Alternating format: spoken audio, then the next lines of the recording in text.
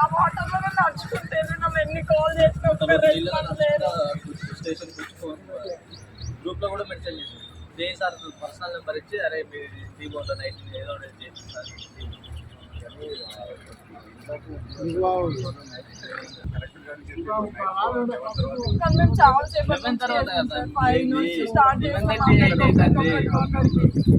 ఇంత కాలనీ మొత్తం మునిగిపోతే ఒక్క బోర్డు లేకుంటే ఎట్లుంచుతారు? ఒకరి మధ్యలో ఉంటారు, ఆ ఇంట్లో కూలిపోతుంది, ఆ ఇంట్లోనే తత్తారు మనుషులు. అప్పుడు తీసుకురాకుంటే ఎట్లుంటారు? ఇంత వాగులు పోతుంటే ఏరియా మొత్తం, ఈ దునియా మొత్తం, ఇది మొత్తం నిండిపోయింది కాలనీ. అందులో మునుక్కుంటే ఇక్కడ మెడల్ ముందుకుంటే బయటకు వచ్చినాము. ఒక్క బోర్డు లేదు, ఒక్కటి లేదు. పార్టీలు ఏమో అందరు ఎక్కడ పోయి ఎక్కడ ఉన్నారు. 100 కాల్ చేస్తే వస్తుంది వస్తుంది, ఒక 20 సార్లు చేసిన. ఇప్పుడు ఫోన్ చేస్తుండే 100 సార్ వచ్చిరా మా వాళ్ళు 2 ఏసీలు ఇప్పుడు మొత్తానికి తీసేసి వీళ్ళని చూసుకుంటే ఎవరు ఉంటారు?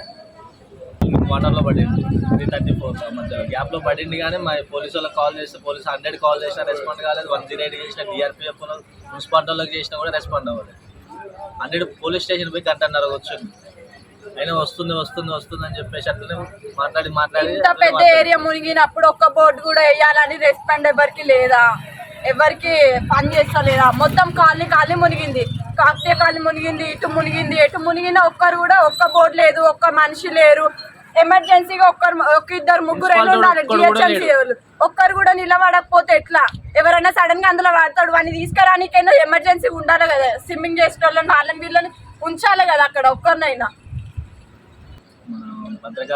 భద్రకాళి లైన్ గల్లీలో వాటర్ లో పడ్డాడు, టాయిలెట్ కానీ దిగేసి పడుతోటి తీసిళ్ళు. మళ్ళీ మా తమ్ముడే తీసి పైన కూర్చోబెట్టిండు. తనకు శ్వాస వస్తలేదని చాలా సార్లు కాల్ చేసినాం, ఎవరికి రెస్పాండ్ అవ్వలేదు.